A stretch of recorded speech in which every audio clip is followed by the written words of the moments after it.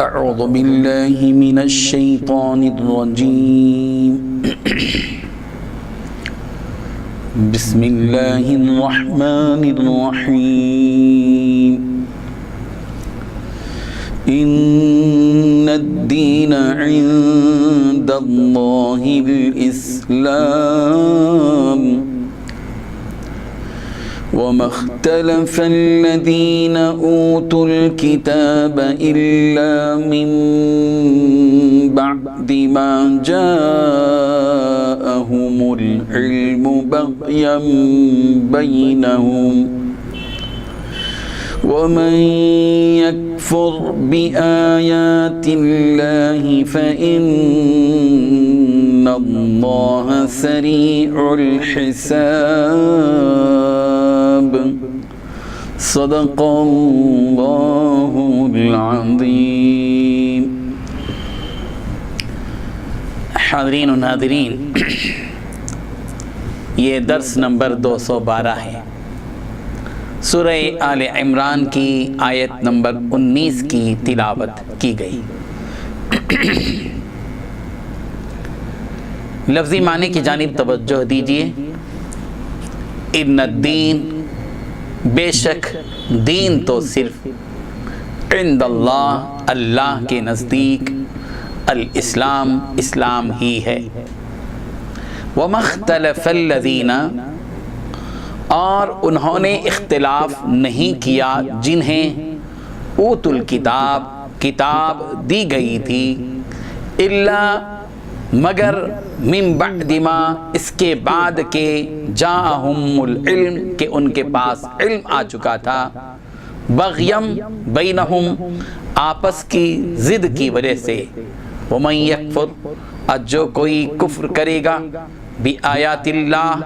اللہ کی آیتوں کا، فإن اللہ، پس بے شک اللہ، سریع الحساب، جلد حساب لینے والا ہے۔ آیت کا ترجمہ یوں ہے، بے شک معتبر دین تو اللہ کے نزدیک اسلام ہی ہے، اور جن لوگوں کو کتاب دی گئی تھی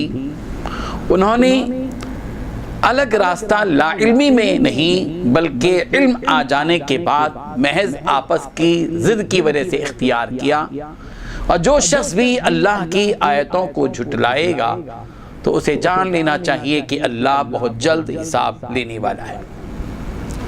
بزرگان محترم، اس آیت میں اللہ تبارک و تعالیٰ نے 3 باتیں بتائی ہیں۔ سب سے پہلی بات اللہ تبارک و تعالیٰ نے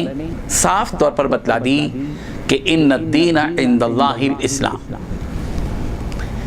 دین تو صرف مقبول دین، معتبر دین، پسندیدہ دین، محبوب دین صرف اور صرف اسلام ہے۔ اسلام کے علاوہ جتنے مذاہب دنیا میں ہیں وہ مذاہب ان کے جگہ اپنی اپنی جگہ مذہب ہو سکتی ہیں، لیکن وہ ان کی نگاہ میں معتبر ہیں۔ زمین اور آسمان کے خالق اور مالک کی نگاہ میں وہ دین معتبر نہیں ہے، پسندیدہ نہیں ہے۔ جتنے بھی مذاہب ہوں، سارے کے سارے مذاہب وہ ان کی نگاہ میں معتبر ہو سکتے ہیں، لیکن اللہ کی نگاہ میں تو معتبر دین جس کو مذہب کہا جا سکتا ہے وہ صرف اور صرف اسلام ہے۔ اسی لیے قرآن مجید میں ایک اور جگہ یہ بات صاف طور پر بتا دی گئی کہ وَمَن يَبْتَغِي غَيْرَ الْإِسْلَامِ دِينًا فَلَن يُقْبَلَ مِنْهُ، جو کوئی وَمَن يَبْتَغِي، جو کوئی چاہے گا، پسند کرے گا، غیر الاسلامی دیناً، اسلام کے علاوہ کسی اور دین کو، تو اسے جان لینا چاہیے کہ اللہ کا فیصلہ یہ ہے کہ فَلَن يُقْبَلَ مِنْهُ، اس سے اس کے دین کو قبول نہیں کیا جائے گا، اس سے اس کے دین کو قبول نہیں کیا جائے گا۔ صرف اور صرف دین ایک حقیقت بتا دی گئی۔ دوسری بات جو اللہ تبارک و تعالیٰ نے اس آیت میں بتائی ہے وہ یہ ہے کہ وَمَا اخْتَلَفَ الَّذِينَ أُوتُوا الْكِتَابَ إِلَّا مِن بَعْدِ مَا جَاءَهُمُ الْعِلْمُ بَغْيًا بَيْنَهُمْ، اہل کتاب، یہ یہود، یہ نصارہ، یہ تورات اور انجیل والے لوگ، ان لوگوں نے جو ضد اختلاف کیا، الگ راستہ اختیار کر لیا، مذہب اسلام کو تسلیم نہیں کیا، یہ اختلاف جہالت کی وجہ سے نہیں تھا، یہ اختلاف ان کو علم کے آنے کے بعد انہوں نے اختلاف کیا۔ الا من بعد ما جاءهم العلم، ان کو علم آ چکا تھا، تورات میں حقیقتیں بیان کر دی گئی تھی، انجیل میں حقیقتیں بیان کر دی گئی تھی، ان سب کے باوجود کہ ان کے پاس حقیقی علم تھا، ان کو معلوم تھا کہ حق کیا ہے باطل کیا ہے، انہیں معلوم تھا کہ یہ آخری نبی ہیں جو مکے سے مدینہ کی طرف ہجرت کر چکے ہیں، انہیں معلوم تھا کہ یہ آسمانی کتاب قرآن مجید آخری کتاب ہے، مگر ضد کی وجہ سے، عناد کی وجہ سے، انا کی وجہ سے، چودراہٹ کی وجہ سے، اپنی سرداری کو بچانے کے لیے اہل کتاب نے اختلاف کیا، گمراہ ہو گئے۔ یہ دوسری حقیقت اللہ نے بیان فرمائی۔ اور تیسری بات اللہ تبارک و تعالی نے نتیجے کے طور پر بتا دی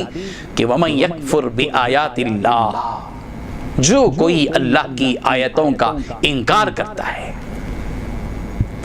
فَإِنَّ اللَّهَ سَرِيعُ الْحِسَابِ، اسے یہ بات جان لینا چاہیے کہ وہ اللہ کے ہاتھ سے چھوٹنے والا نہیں ہے۔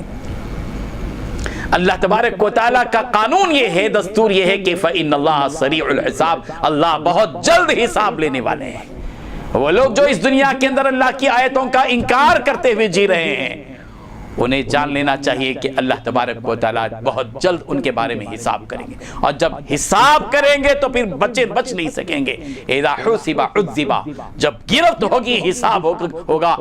جب پکڑا جائے گا تو پھر